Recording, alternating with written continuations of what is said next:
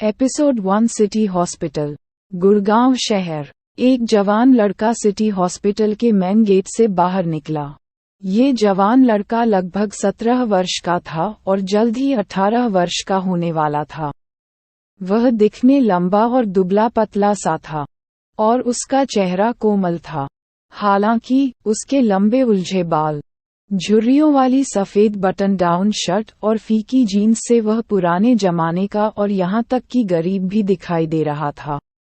उसके जूते बुरी तरह से खराब हो गए थे। उनमें से एक की एड़ी टूटी हुई थी। हॉस्पिटल के मेन गेट पर खड़े होकर उसने एक गहरी सांस ली। थोड़ी घबराहट भी महसूस की। फिर उसने अपना सिर उठाया और चमकती धूप को देखकर उसको एक सुकून सा मिला। वह पहली बार शहर की इस हॉस्पिटल में आधा महीने पहले आया था। उसको यह आधा महीना अपनी आधी जिंदगी काटने के बराबर लगा था। इस लड़के का नाम विजय था, जो नूह जिले के नगीना गांव में रहता था। आधा महीना पहले उसने सड़क पर किसी अजनबी के लिए स्टैंड लिया था, मगर बदकिस्मती के चलते उसे ही बुरी तरह से पीट दिया गया था और यहाँ तक कि उन लोगों ने तो उसे चाकू भी मारा दिया था। इसके बाद उसे गुड़गांव सिटी हॉस्पिटल एडमिट करा दिया गया। सबसे निराशाजनक बात तो ये थी कि जिस अजनबी को उसने बचाया था, वह बिना किसी को कुछ बताए वहां से गायब हो गया, जिस वजह से उनमें से कोई भी अपराधी पकड़ा नहीं गया। इसलिए कोई भी इस बात की गवाही नहीं दे सका कि वह एक अच्छा आदमी था। मामला ठंडे बस्ते में पड़ गया और उसे ही अपने इलाज की महंगी फीस चुकानी पड़ी। विजय अमीर व्यक्ति नहीं था। उसने छोटी उम्र में ही अपनी मां को खो दिया था। उसके पिता ने 7 साल पहले एक बीमारी से दम तोड़ दिया था और उसके पास कोई विरासत भी नहीं थी। पिछले साल जब उसने स्कूल छोड़ा, वह गांव के आसपास छोटे मोटे काम कर रहा था। उसके पास लगभग 10,000 रुपए की बचत थी, जो उसके इलाज पर खर्च हो गई। विजय के लिए ये बहुत निराशाजनक बात थी। हालांकि इस बुरी घटना में विजय के लिए एक खुशी की बात रही। जब वह अपनी गंभीर चोटों के कारण हॉस्पिटल के बिस्तर पर बेहोश पड़ा था, तो उसने अपने पहने हुए जेड पेंडेंट से कुछ गर्माहट सी महसूस की, जिस वजह से उसके दिमाग में ज्ञान का खजाना भर गया। विजय ने इस जेड पेंडेंट को एक दिन सड़क से उठाया था और फिर उसी दिन से ही उसने इसको अपने गले में पहन रखा था। जब विजय ने उस जानकारी को अपने दिमाग में अच्छे से पढ़ा, तो उसने महसूस किया उसके दिमाग में जो उसे जानकारी मिली है, वो कुछ प्राचीन जड़ी बूटियों और उनसे बनने वाली औषधियों के बारे में है। इसके अलावा प्राचीन समय के योद्धाओं की तरह शक्तियां बढ़ाने के तरीके भी थे, इस दुनिया के कई लोगों की तरह। विजय भी देवी देवताओं या फिर भूत प्रेत जैसी अलौकिक चीजों पर विश्वास नहीं रखता था। जब उसे जेड पेंडेंट द्वारा रहस्यमय तरीके से उन विधि और शक्तियां बढ़ाने के बारे में पता लगा, तो विजय को भी इन सब चीजों पर विश्वास होने लगा था। इस नए ज्ञान और शक्तियों की मदद से विजय को जीने का एक और मौका मिला और दुनिया को देखने का उसका नजरिया भी बदल गया था। उसे अब अपने ऊपर पूरा विश्वास था। शक्तियों और विधि के ज्ञान से उसके जीवन में सुधार हो सकता था। तेज धूप का सामना करते हुए उसे अपने अंदर कुछ अलग सी ही फीलिंग्स महसूस हो रही थी, जैसे जल्द ही वह कोई शक्तिशाली अमीर इंसान बनने वाला हो। हालांकि अगले ही पल में उसके सारे अमीरे के सपने टूट गए। जब उसके पेट में भूख की वजह से चूहे कूदने लगे, वह अपने पेट को सहलाने लगा। अगर मैंने कुछ खाया नहीं तो मैं भूख से मर जाऊंगा, पहले चलकर कुछ खाना खा लेता हूँ, विजय ने कहा। जब उसने पैसे देखने के लिए अपनी जेब चेक करी, तो उसे केवल 100 रुपए का नोट और 3 1 रुपए के सिक्के मिले। क्या मेरे पास बस इतने ही रुपए बचे हैं? उसने मायूसी भरे स्वर में कहा। विजय के डेबिट कार्ड में भी केवल कुछ 1000-2000 रुपए बचे थे और यह रुपए इस महंगाई के ज़माने में ज़्यादा दिन नहीं चल सकते थे। अगर उसने पैसे कमाने के लिए कुछ नहीं किया तो वह जल्द ही भूख से तड़प तड़प कर मर जाएगा। विजय फिर अपने हाथ में पकड़े उस 100 के नोट को एक बार देखता है, फिर मजबूरी में अपना सिर हिलाते हुए पास ही की एक दुकान पर जाता है। भाई साहब, एक बिस्किट का पैकेट देना, विजय ने उस दुकान के मालिक से कहा। दुकान का मालिक एक अधेड़ उम्र का व्यक्ति था। उसने विजय की ओर देखा, फिर एक बिस्किट का पैकेट निकाल उसे देते हुए कहा, 20 रुपए। विजय दंग रह गया। क्या कहा आपने, 20 रुपए? उसने दुकानदार से पूछा। हाँ, कीमत बढ़ चुकी है, दुकान के मालिक ने भड़कते हुए कहा। विजय ने फिर दुकान मालिक से ज्यादा बहस न करते हुए उसे 20 रुपए दे दिए। उसने फिर उस बिस्किट की ओर देखा जो 20 रुपए की थी, और फिर एक आह भरी। फिर से महंगाई, मैं कैसे जिंदा रहूंगा? कुछ पैसा कमाना होगा और अपनी जिंदगी को सुधारना पड़ेगा। हॉस्पिटल में एडमिट होने से पहले वह एक डिलीवरी बॉय थे। उसने फिर सोचा, क्या हॉस्पिटल में आधा महीना रुकने पर मेरी नौकरी बची होगी या फिर नहीं? बिस्किट खाने के बाद उसने अपनी जेब से फोन निकाला और आनंद अंकल को फोन किया। हाँ छोटू, तुम ठीक तो हो ना? और तुम हॉस्पिटल से कब निकले? फोन के दूसरे छोर से एक तेज आवाज सुनाई दी। हो अंकल जी, मैं ठीक हूँ, आप मेरी फिक्र मत करो, विजय ने आनंद अंकल से कहा। चलो, सुनने में अच्छा लगा तुम ठीक हो, वरना मेरी तो जान सुखी जा रही थी। पता नहीं तुम्हारी हालत कैसी होगी।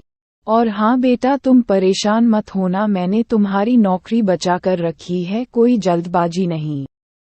तुम अभी 1-2 दिन और छुट्टी पर रहना, काम पर आने से पहले कुछ और दिन आराम कर लेना, आनंद जी ने विजय को समझाते हुए कहा। आनंद अंकल की बातें सुन विजय ने एक तसल्ली भरी सांस ली और उनको अपने दिल से शुक्रिया कहा। आनंद अंकल एक भले और ईमानदार आदमी थे। उन्होंने हमेशा ही विजय का अच्छे से ख्याल रखा था। मैं ठीक हूँ, मैं ठीक हूँ, मैं कल काम पर आ जाऊंगा, विजय ने तुरंत कहा।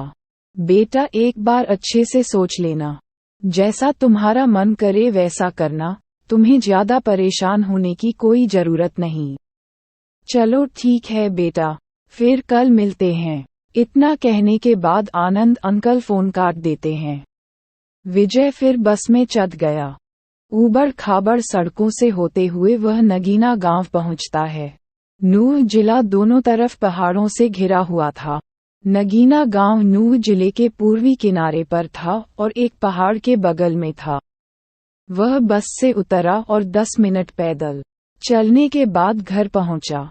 विजय, तुम वापस आ गए हो? एक पड़ोसी ने विजय से पूछा। विजय ने उस पड़ोसी से हाथ मिलाया और शुक्रिया बोलते हुए अपने घर की ओर निकल गया। इस गांव के सभी घर वहां रहने वाले परिवारों द्वारा बनाए गए थे, मगर विजय का घर पुराना सा और टूटा फूटा हुआ था। जैसे ही वह अपने घर के सामने के दरवाजे पर पहुंचा, बगल के एक मकान से अधेड़ उम्र के दिखने वाले आदमी ने अपने हाथ में चावल के कटोरे को पकड़े हुए विजय से पूछा, विजय तुम आ गए? विजय ने भी उसे देख मुस्कुराते हुए हाँ में सिर हिला दिया। तभी उस मकान के अंदर से एक और कर्कश आवाज आई, ओह विजय, तुम वापस आ गए हो। आधे महीने तक अस्पताल में लेटने के बाद तुम्हें सबक तो मिल ही गया होगा। इतनी कम उम्र में गुंडों की तरह लड़ते हो, तुम्हें शर्म आनी चाहिए। चौड़े कंधे और उतनी ही चौड़ी कमर वाली एक अधेड़ उम्र की महिला विजय को ताना मारते हुए बगल के घर से बाहर निकली। विजय पर एक उदासीन नजर डालने के बाद उसकी बोहे सिकुड़ गई। मुझे पता था तुम कोई अच्छे लड़के नहीं हो। तुम्हें कुछ मेरे बेटे राहुल से सीखना चाहिए। वह बहुत ही आज्ञाकारी और चतुर है। वह जल्द ही शहर की बड़ी यूनिवर्सिटी में भी चला जाएगा और डिग्री लेने के बाद वह एक सरकारी अधिकारी बन जाएगा। और तुम तो हमेशा ही ऐसे लड़ते झगड़ते फटीचर की तरह घूमना। उस औरत की आवाज तीखी और बहुत तेज थी। उसे दूर से लोग भी वहां इकट्ठा हो गए थे। विजय के चेहरे का रंग बदल गया। उसे इस वक्त उस औरत पर बहुत गुस्सा आ रहा था। यह अधेड़ उम्र की महिला उसकी चाची थी। वह हमेशा ही उसे बुरा भला कहती रहती थी, और जब भी वे मिलते थे तो वह उसके साथ इसी तरह का व्यवहार करती थी। कौन सी बदमाशी, मैंने तो उल्टा किसी की जान बचाई, विजय ने अपने गुस्से को दबाने की कोशिश करते हुए समझाया। उस अधेड़ उम्र की महिला के होंठ कस गए और वह मुस्कुराई। तुमने किसी की जान बचाई? हाँ, क्या मजाक है? मुझे नहीं पता था कि तुम इतने बेशर्म और झूठे भी हो सकते हो। अगर तुमने सच में किसी की जान बचाई थी, तो वह आदमी कहाँ है और कौन है? विजय ने अपने हाथ की मुट्ठी कसकर बंद कर ली, क्योंकि अब उसका गुस्सा 10 गुना बढ़ गया था। अधेड़ उम्र की महिला ने फिर से कहा, इस नगीना गांव में कौन नहीं जानता कि तुम एक गुंडे हो। तुमने तो स्कूल में भी लड़ाई की थी, जिस कारण तुम्हें स्कूल से भी निकाल दिया गया। मुझे तो तुम्हें अपना रिश्तेदार कहने में भी शर्म आती है। मुझे तो हमेशा से ही लगता था जब से तुम छोटे थे। तुम बड़े होकर मेरे राहुल की तरह एक अच्छे और काबिल आदमी कभी नहीं बन सकते। वह अपने परिवार का मान सम्मान बढ़ाने के लिए शहर की एक अच्छी यूनिवर्सिटी से डिग्री लेकर सरकारी अधिकारी बनेगा। अपने बेटे की तारीफ करते हुए वह खुश लग रही थी। विजय की मुट्ठी इतनी कसकर बंद थी कि उसके नाखून उसके हाथ में गड़ गए। फिर उसने एक गहरी सांस ली और उसे एक अजीब नज़र से देख बड़े बड़े कदमों से सामने अपने घर में चला गया। हाँ, मुझे विश्वास नहीं हो रहा। देखा तुमने, इस छोटे घोड़े ने मुझे कैसी नजरों से देखा। बाहर से तीखी आवाज आए। घर के अंदर पहुंच विजय ने रसोई में जाकर कुछ साधारण सा खाना बनाया और खाना खाकर ऊपर छत पर चला गया। उसके घर में 3 कमरे थे, मगर विजय को रात में छत पर लेटकर तारों को देखना बहुत अच्छा लगता था। आसमान में अंधेरा छाया हुआ था।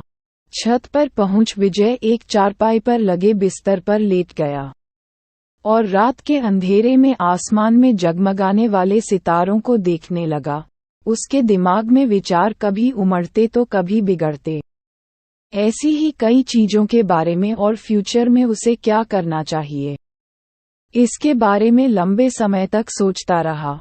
जल्द ही उसे नींद आ गई और वह सो गया। विजय फिर सुबह जल्दी ही उठ जाता है और नहा धोकर शहर जाने के लिए तैयार होने लगता है, क्योंकि उसे फिर से अपनी नौकरी पर जाना था। नहाने के बाद विजय कुछ हल्का फुल्का सा खाकर शहर की ओर निकल जाता है। लगभग 10 बजे तक वह शहर पहुंच जाता है। आखिर विजय के उस जेड पेंडेंट का राज किया है और वो कहां से आया है? क्या विजय उस जेड पेंडेंट से मिले ज्ञान और शक्तियों से अपनी जिंदगी सुधार पाएगा, या फिर अभी भी वो इसी तरह एक आम सी जिंदगी जीता रहेगा? और क्यों विजय की चाची उससे नफरत करती है? आखिर क्या होगा इस कहानी का अगला पड़ाव? जानने के लिए बने रहे हमारी कहानी के सुपर बिजनेसमैन के